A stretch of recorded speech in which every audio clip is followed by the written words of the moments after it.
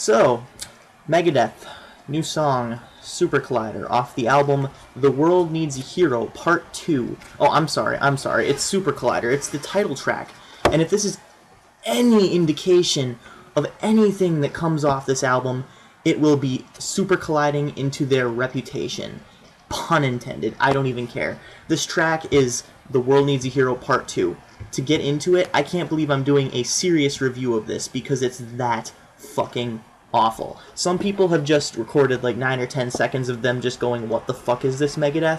What the fuck is this trash? But Megadeth is one of my favorite thrash metal bands, so I'll at least give them the benefit of the doubt.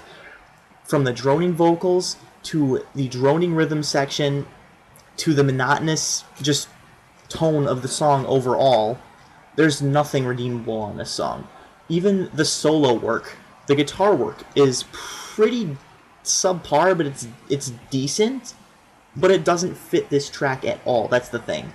It sounds more like they're going back to their hard rock roots of The World Needs a Hero. That's why I keep comparing it to that, which is also my least favorite Megadeth album pretty much of all time. So even Megadeth themselves say, that's a sacrificial lamb.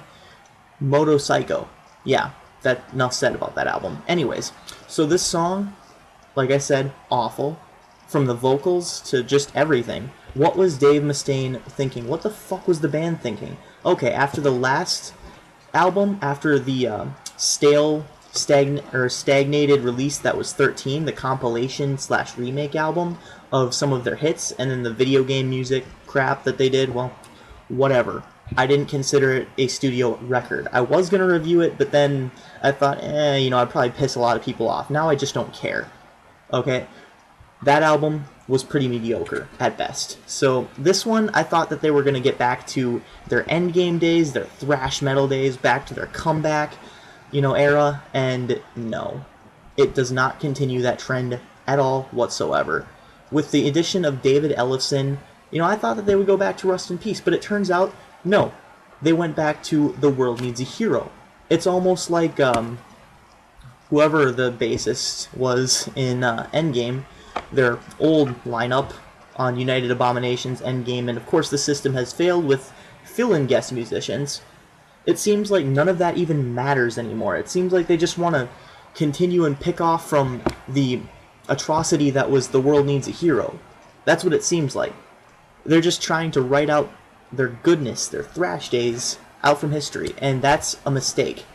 So, I listened to Don't Turn Your Back, the little snippet that was displayed, and I thought it was pretty poppy. I thought it could go on 13, but I was pretty disappointed overall. Not as disappointed as I am with this track, but oh my god, this album is gonna be a super collider, right into the thrash metal reputation of Megadeth. As I said before, this is going to be an interesting album to review, to say the least, because I'm gonna be doing the whole review for the whole album, whether or not I like it.